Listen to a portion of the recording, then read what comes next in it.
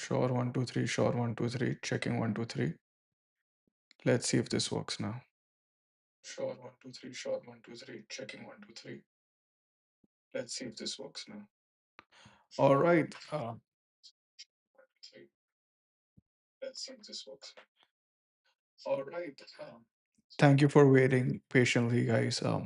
Technical difficulties, but we're able to get in. All right, let's dive in. Patiently, guys. Technical difficulties, but we're able to get in. All right, let's dive. So, what we're planning to discuss here today is this Putnam County setback rules. A lot of times you will see zoning laws are very different for each and every county.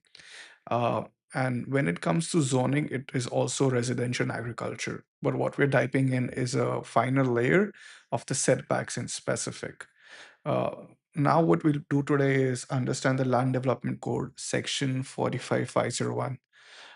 What this technical jargon is getting us at is for us to understand what are the county specific zoning laws for the what's the right word?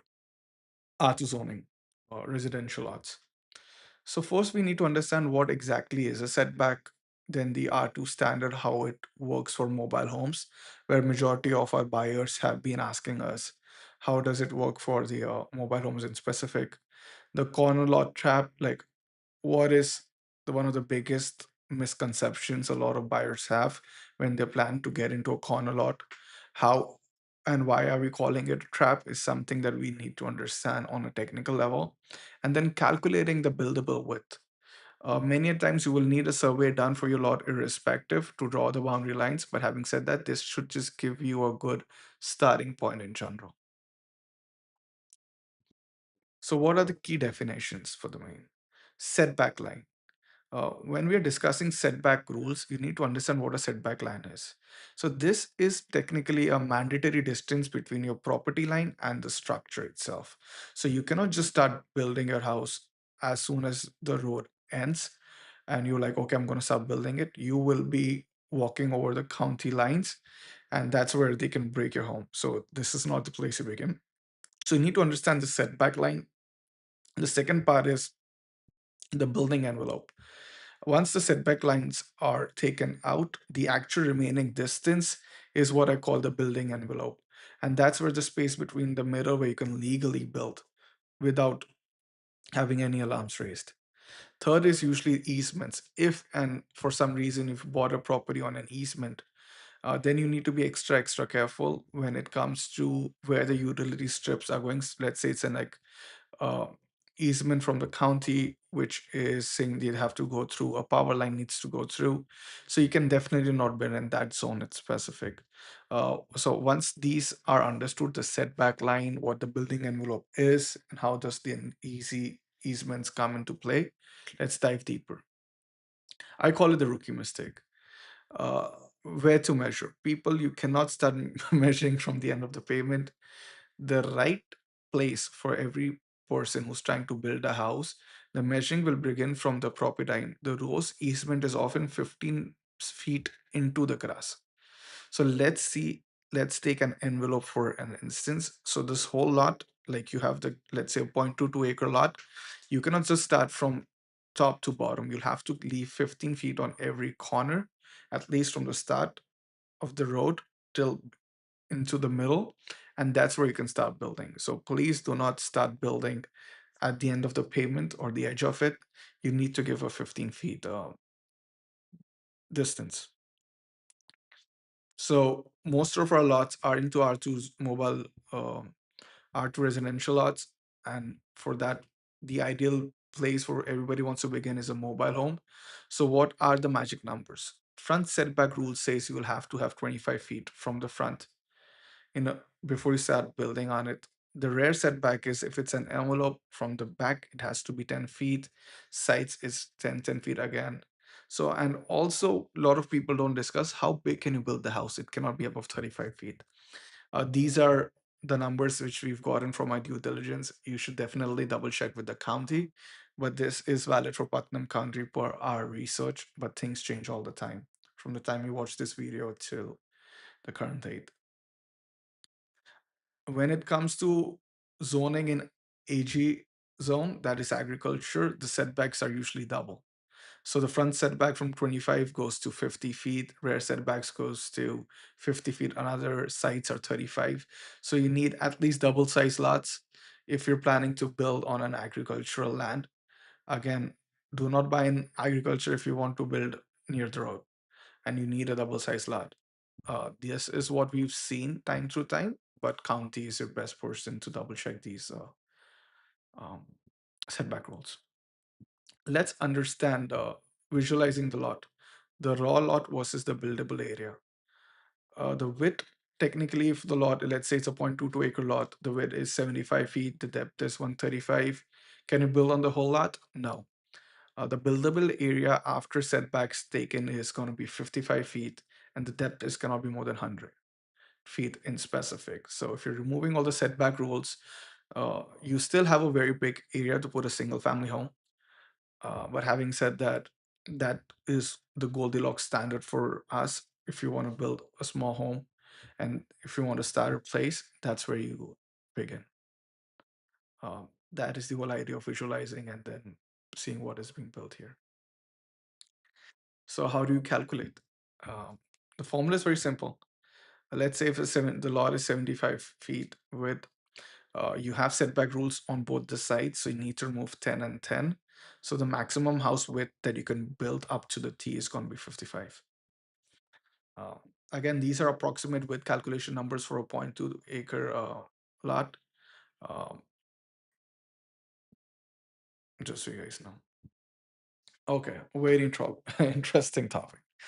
Uh, a lot of people, and I know a lot of you, like a corner lot. These are usually very hot in the market. But there's one thing that not a lot of people will explain you. Corner lots touch two different roads. So you'll have an intersection where you have two sides of the roads. County calls the side road a second front. Result, remember initially when we were discussing in the previous, like the right hand side is just the setback is just 10 feet. Actually, it is 25 feet for the other. So you're technically losing on a buildable area. Um, Again, let me put it out to you. It's called the double front yard. That is the right denotion.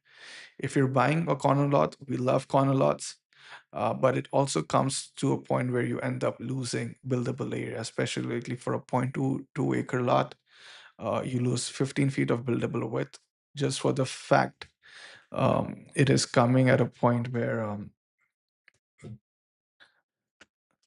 uh, that 15 feet is not being utilized properly. But if you're fine with that and you're finding a smaller home, but you need that area, nothing like it. Um, Another deeper avenue where people say, okay, what about sheds and garages? Can we have those in our county built sites? Like, how does that work? So, yes, sheds are allowed 5 feet in line. But again, let's say the rear yard rule is you can build a shed, but it cannot be in front. It has to always be on the back of the yard, like at the end of the lot, 5 feet away from it. That is just county's way of saying we want it to make it look good, make presentable, so sheds can be built. But again, it has to be in the back of the yard. Again, the front yard bar, you cannot put a shed in the front. Setback rules or at least 25 feet. That's just the county's way of saying, uh, build it, but build it in your backyard, not in my backyard, and not in front. Permits, you still need a zoning permit for all of this, and it's always good to double check with the county. So this is one of the scenarios that has come into our play, where some buyers said that in the past they've inherited a 40 feet wide lot, which is not as big as a 75 feet 5 feet width. So if you have 40 feet wide of an area, like a smaller lot, and let's say it is 40, and you still put in the back rules. So what you get is minus 10 and 10, 20 yards gone. So you have a 20 feet buildable. So that is just like a small trailer that you can be putting on, and it's straight. And the problem is, uh, it becomes a bit tiny, and the way to go around it is, if the minimum buildable area of a county is different, you need to apply for a variance. Now, variance gets expensive, they take longer than usual, and they might not always get approved. So variances are not guaranteed, but that is just a way of you reaching out to the county and telling them, this is what I have. And technically, you're asking them, can we break the rules? They don't get always accepted, but if you've had a lot currently which is 40 feet wide, so you need to apply for variance. We can talk about this in the future lives, but just it's a good to know piece of information. Okay. Another setback rule which a lot of people don't know, I call it the hidden setbacks. Firstly, I would always stay away from buying in wetlands, just for the avenue, like the flood zone insurance goes high. Um, you need a specific elevation, but we always say that zoning setbacks are for people, wetland buffers are for nature. You need an extra 25 feet to 50 feet gap for swamps. This sits on top of zoning lines. So what I'm trying to say is, let's say if you buy in a wetland area, the setbacks are at least 50 feet gap from the swamps.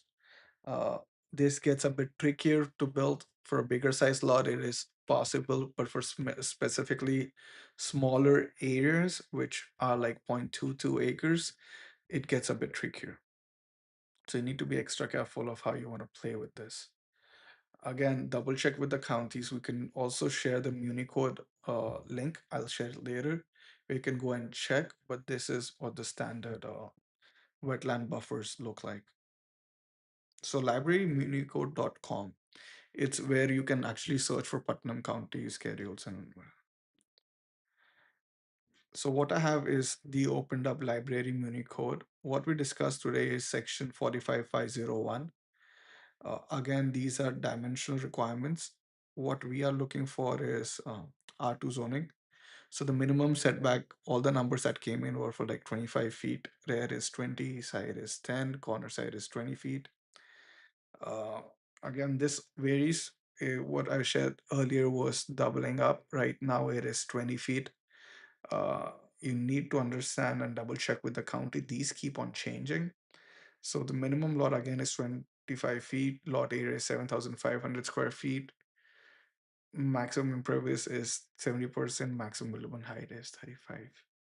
So this is your best go-to beginning point. I'll share the link for Putnam County in specific for this live in Florida, where you can locate this and see. Since these get modified, as you can see, so whatever information I have while I'm recording this are set to be changed by county over time.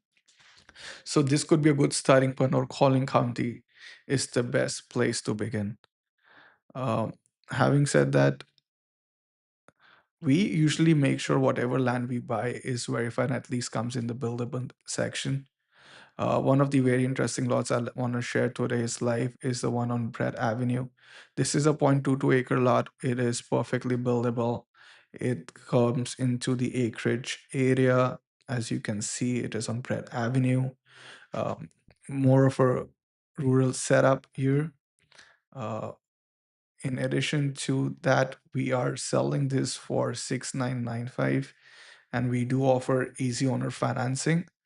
This area has no HOA. There is power nearby, and again, it comes into the flexible R2 zoning. Uh, we can always discuss more details about this lot. You can have a meeting schedule with us using our Calendly link. All you have to do is select a time slot, enter your name, email, and a phone number to get schedule events notification, and that way we can discuss either this property or any other property. Also, we offer free land review if that's what something excites you. If you have a parcel in mind that you want to buy and you need any inputs from our end, we do it for free as of today, just for you guys. So it's just easier that way. and whatever makes it easier for you to buy from either us or anybody else. And I feel that is a good starting point. Having said that, thank you for joining today's live. We'll keep on doing more of these. We'll understand which topics you guys like, and then we can take it from there. I will be sharing this Municode link for Putnam County after this live ends, and that way we can at least have a good reference point for you guys if you're planning to buy here in Putnam County, and what does it mean for the R2 zoning or any other site types you have for this. Thank you for joining again. See you tomorrow.